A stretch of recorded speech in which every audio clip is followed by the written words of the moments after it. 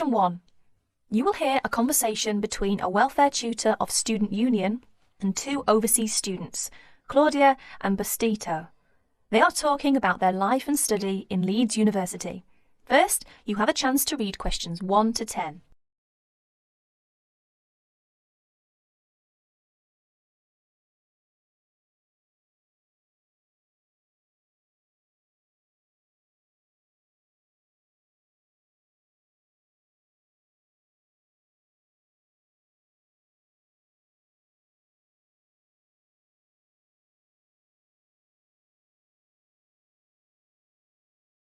Now listen carefully and answer questions 1 to 10.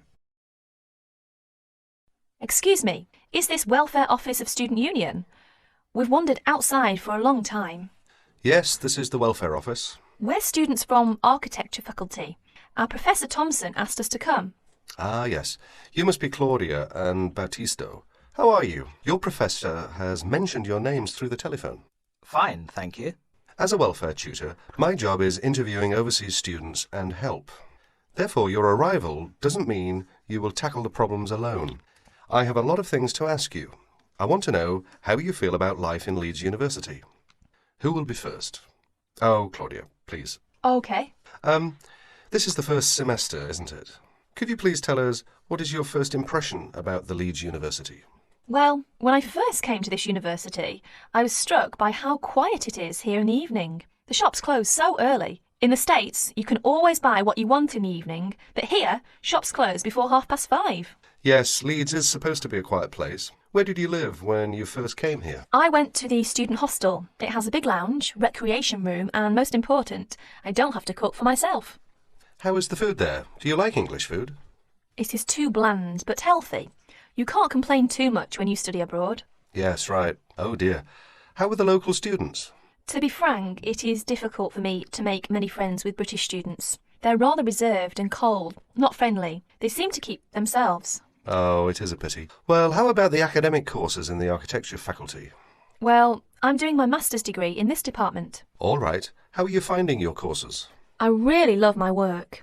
I did pretty well. I've enjoyed the courses, but the lecturers are very busy, and you hardly have contact with them. Well, that doesn't sound good. What is your suggestion to improve your course?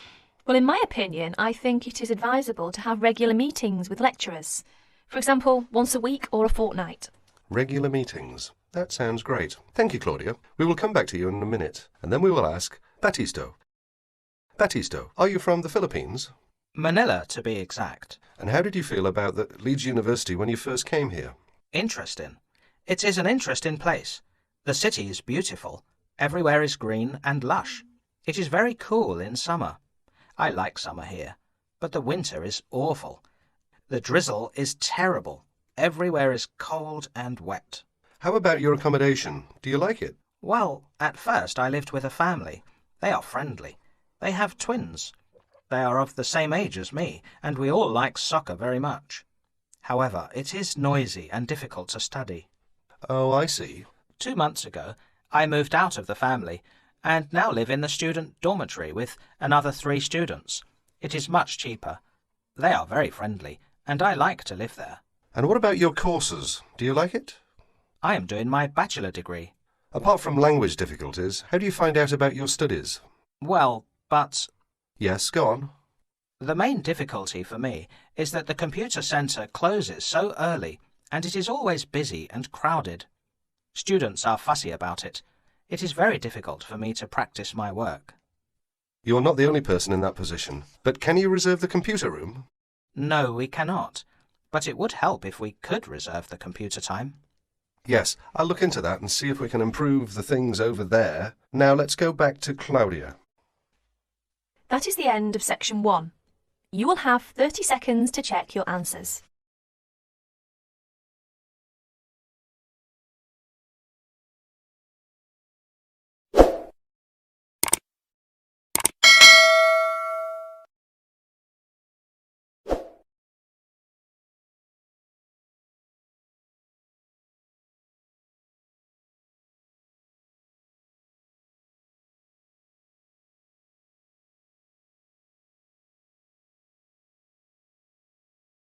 Section 2. You will hear a conversation between a visa officer and an applicant. You have 30 seconds to read the questions first. First, you have some time to look at questions 11 to 15.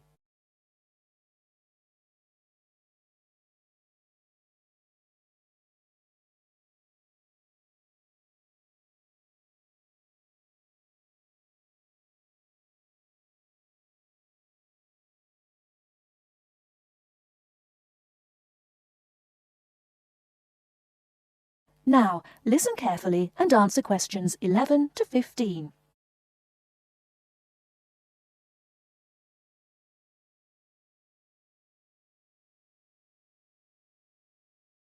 Good morning, Visa Office. How can I help you? Good morning. I'd like to apply for a visa to Australia, please. Certainly, sir. I'll just get a form and then I'll need to take some details down. OK, here we go. Right. Can I have your name, please? Yes, it's Akamura. Kelly Akamura. How do you spell that, please? K-E-L-L... No, your family name, please. Oh, sorry. It's O-K-A-M-U-R-A. O-K-A-M-U-R-A. And your address? Apartment 106, Kingston Street, Hawaii. Kingston Street, Hawaii. Yes, that's correct. So you're an American? Actually, I was born in Japan, but moved to Hawaii 6 years ago. And can I have your age, please, Mr. Okamura? I'm 32. Are you married? Yes, I am. My wife's Chinese. And will your wife accompany you to Australia? Yes, she will. Before you hear the rest of the talk, you have some time to look at questions 16 to 20.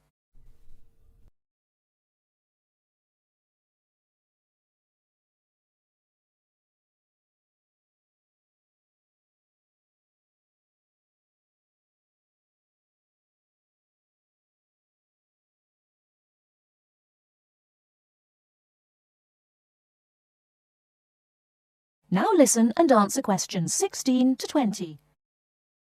And will your wife accompany you to Australia? Yes, she will. In fact, that's the reason we want to go. Her sister lives in Sydney. And do you have any relatives living in Australia? I used to have an uncle, but he died several years ago. Now there's only my sister-in-law and my wife's cousin. So the purpose of your trip is to visit your wife's relatives, am I correct? Well, not exactly. Mainly because I have my own trading company and I will be looking for business opportunities. Although I do want to do some travelling as well. You know, see some of the sights, that sort of thing. Although I don't intend to work in Australia. And your wife? What will she be doing? She'll be studying English. She wants a student visa. And how long do you plan to stay? About 1 year, I guess.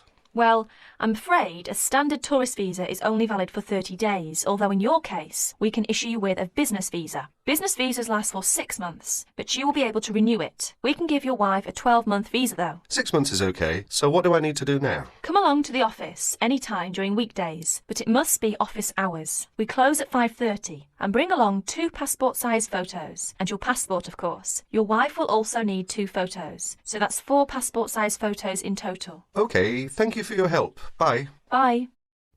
That is the end of section 2. You now have half a minute to check your answers.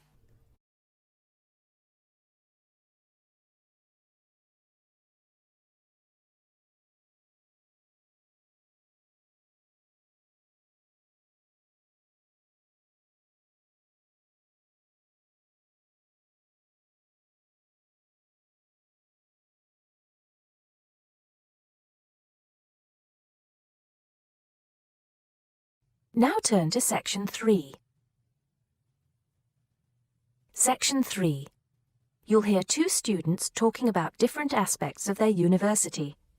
First, you have some time to look at questions 21 to 26.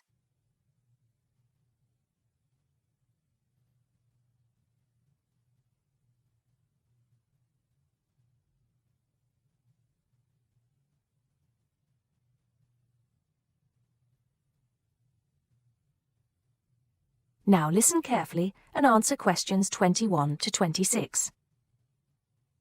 Great party last night. You should have come. But anyway, so what have we got to do here?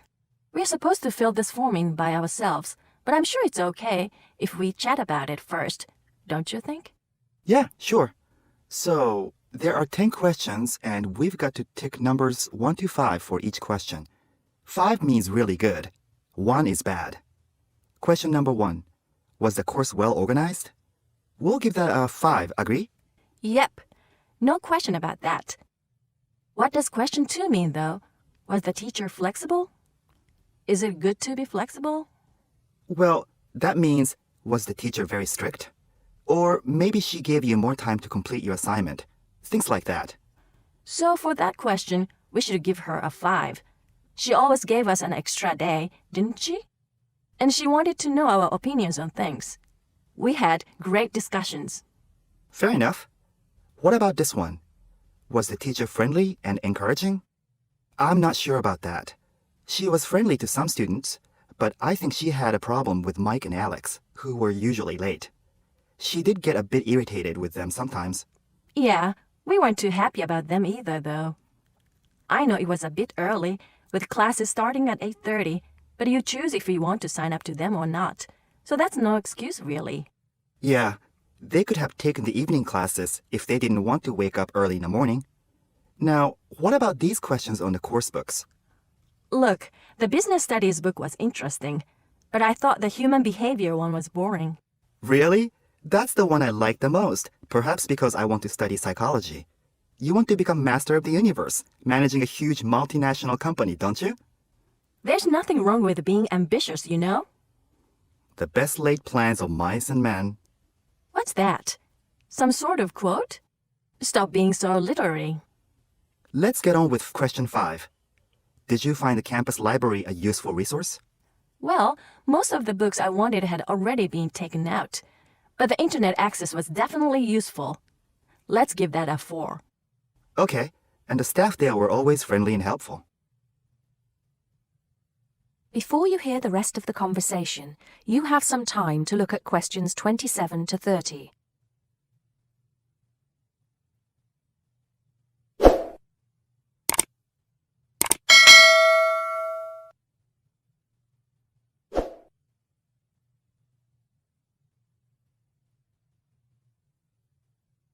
Now listen and answer questions 27 to 30.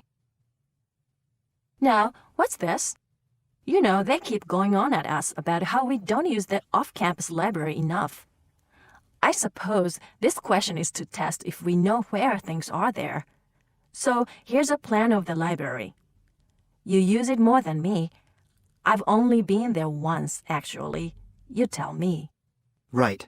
So as you go in, the librarian's desk is on your right.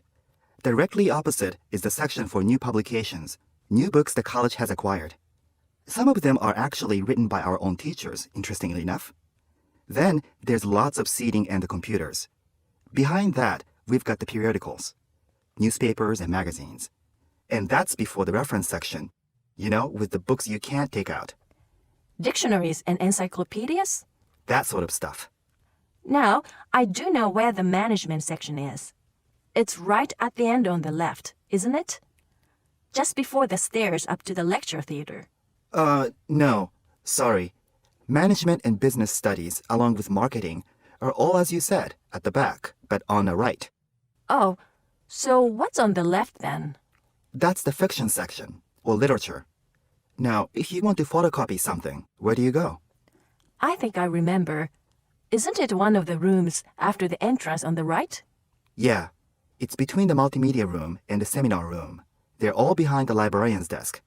What about the toilets? For those, you have to go downstairs. That's where the computer studies section is too, for some reason. Let's get on with the next question. That is the end of section 3. You now have half a minute to check your answers.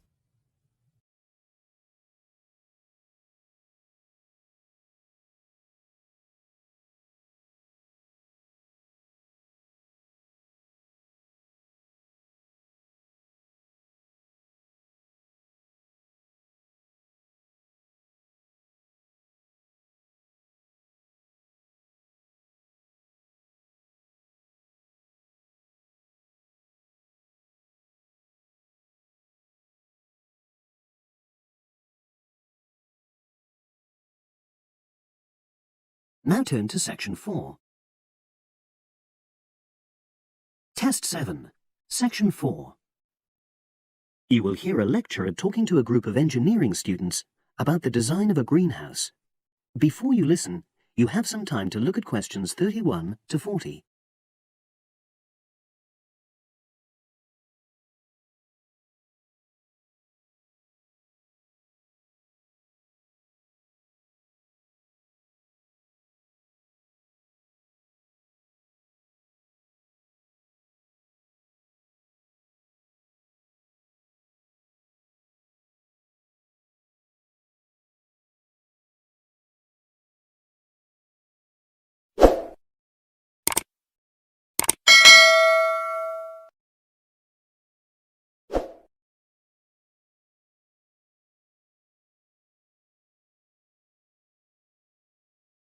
Now listen and answer questions 31 to 40.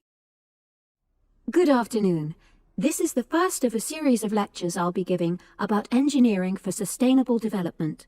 I'll be presenting examples of engineering projects from a variety of contexts, and today I'm going to talk about a project to design a new kind of greenhouse for use in the Himalayan mountain regions. First of all, I'll tell you about the problem which was the context for this project.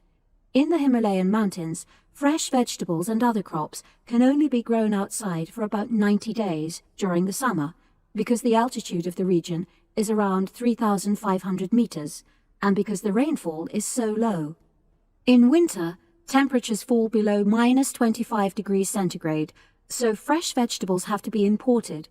They arrive by truck in summer or by air in winter, which makes them expensive.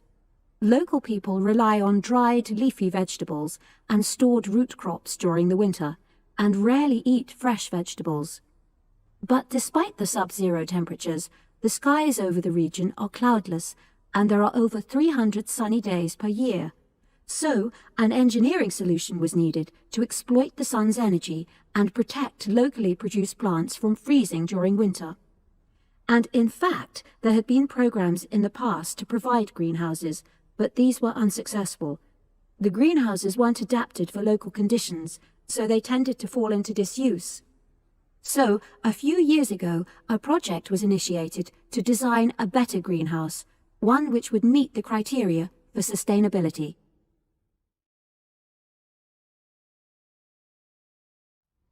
So, what are the criteria for sustainability? Well, first of all, the new greenhouse is designed to be relatively simple, so construction is cheap.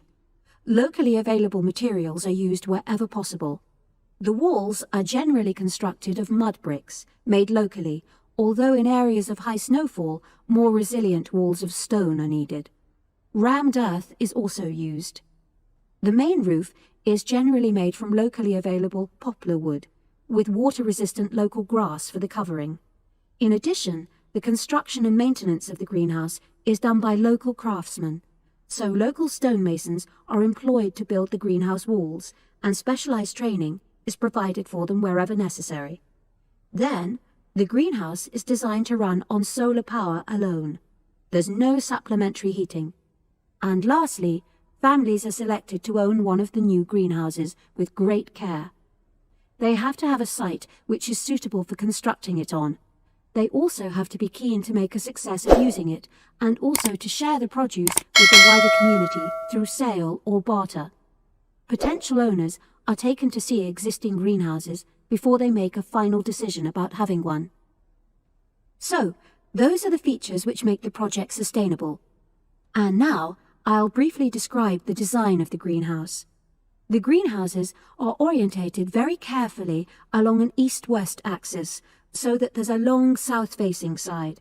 The transparent cover on the south-facing side is made from a heavy-duty polythene, which should last for at least 5 years. On the inside of the greenhouse, the walls are painted. The rear and west-facing walls are black to improve heat absorption, but the east-facing wall is white to reflect the morning sunlight onto the crops inside.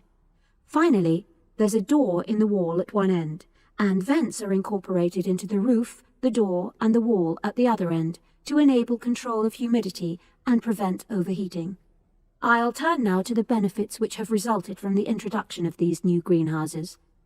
These benefits are of various kinds, but for now, I'll just mention the social benefits.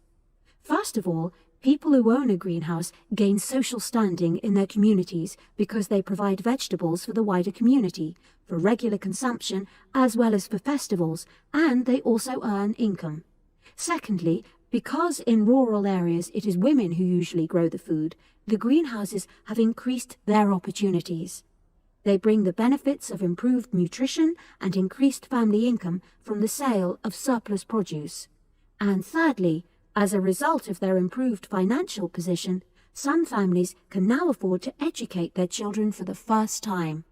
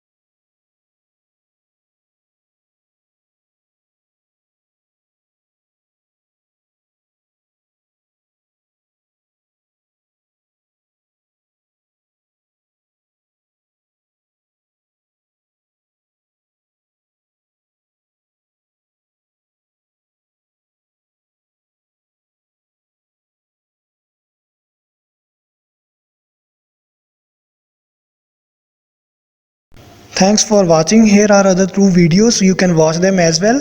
And if you haven't yet subscribed my channel, please subscribe it and hit the bell icon for my upcoming videos, and share these all videos among your friends.